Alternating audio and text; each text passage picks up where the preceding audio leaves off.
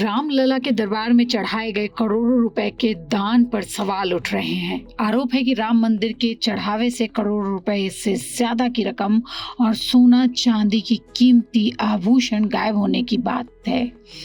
SIT जांच कर रही है। 5 गिरफ्तारियां हो चुकी हैं। 2.5 करोड़ रुपए से ज्यादा की रिकवरी का दावा भी किया जा रहा है। लेकिन इस पूरे विवाद के बीच एक नाम सबसे ज्यादा चर्चा में है, वो है चंपत राय।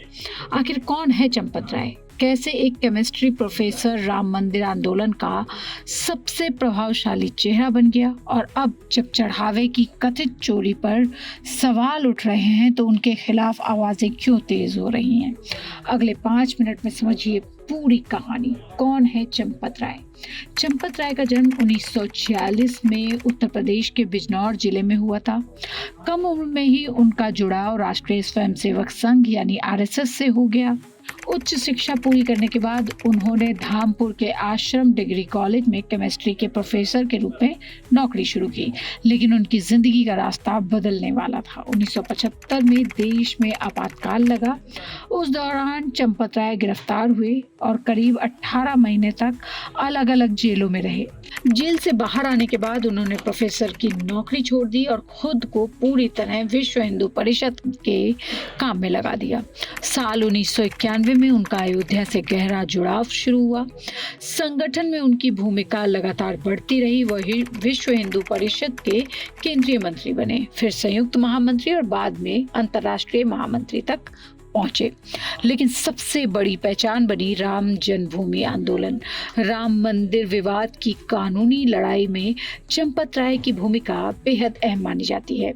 कहा जाता है कि उन्होंने वर्षों तक केस से जुड़े दस्तावेज, सबूत, रिकॉर्ड सुरक्षित रखे। अदालत की सुनवाई के दौरान वकीलों और आंदोलन से जुड़े लोगों के बीच समन्वय को जिम्मेदारी से संभाला। उनकी इसी मेहनत और समर्पण के कारण लोग उन्हें रामलला का पटवारी भी कहने लगे। जब 2019 में सुप्रीम कोर्ट का फैसला आया और राम मंदिर निर्माण का रास्ता साफ हुआ, तब बने श्री राम जन्मभूमि तीर्थ क्षेत्र ट्रस्ट में चंपत राय को महासचिव की जिम्मेदारी दी गई। यहीं से उनकी ताकत और प्रभाव दोनों बढ़े। मंदिर निर्माण, ट्रस्ट का प्रशासन, मीडिया से संवाद, व्यवस्थाएं, बड़े फैसलों पर चंपत राय सबसे प्रमुख चेहरे बनते गए। ट्रस्ट में कई बड़े नाम मौजूद थे, लेकिन माना जाता रहा कि वास्तविक संचालन की कमान चंपत राय के हाथ में थी। अब क्यों उठ रहे हैं सवाल? तो सवाल उठ रहे हैं कि विवाद पर जिसने पूरे देश का ध्यान खींच लिया है, राम मंदिर के चढ़ावे में कथित चोरी की रकम, सोना चांदी के गहनों के गायब होने का मामला सामने आया है। पुलिस कार्रवाई करते हुए 5 लोग को गिरफ्तार कर चुकी है। 2.5 करोड़ रुपए से ज्यादा की नकदी बरामद करने का दावा किया जा रहा है। मामले की गंभीरता को देखते हुए सीएम योगी ने जांच एसआईटी को सौंप दी।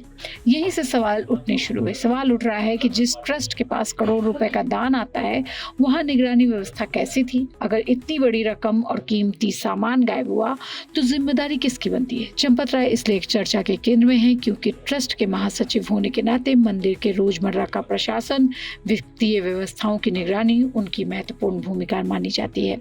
हालांकि एक महत्वपूर्ण तथ्य यह भी है कि अब तक पुलिस की जांच में चंपत राय का नाम आरोपी के रूप में सामने नहीं आया है, ना ही उनके खिलाफ कोई प्रत्यक्ष आपराधिक आरोप भी दर्ज हुआ है। इसके बावजूद ट्रस्ट के कुछ पुराने आलोचक, आंदोलन से जुड़े कुछ चेहरे और कुछ संत महंत अब खुलकर सवाल उठा रहे हैं। उनका कहना है कि ट्रस्ट के भीतर निर्णय प्रक्रिया अत्यधिक केंद्रीकृत हो गई थी। दूसरी तरफ चंपत राय पहले भी सार्वजनिक रूप से कह चुके हैं कि मंदिर के चढ़ावे और हुंडे की गिनती का नियमित ऑडिट होता है। उनके अनुसार ट्रस्ट, बैंक अधिकारियों और अन्य जिम्मेदार लोगों की मौजूदगी में पूरी प्रक्रिया की जाती है। यानी एक तरफ चोरी के गंभीर आरोप हैं, गिरफ्तारियां हैं, एसआईटी की जांच है। दूसरी तरफ अभी तक किसी भी जांच एजेंसी ने चंपत राय को दोषी नहीं ठहराया है। यही वजह है कि इस पूरे मामले में सबसे बड़ा सवाल अभी भी वही है कि क्या यह सिर्फ एक कुछ कर्मचारियों की करतूत थी या फिर जांच में कोई बड़ी सच्चाई सामने आएगी?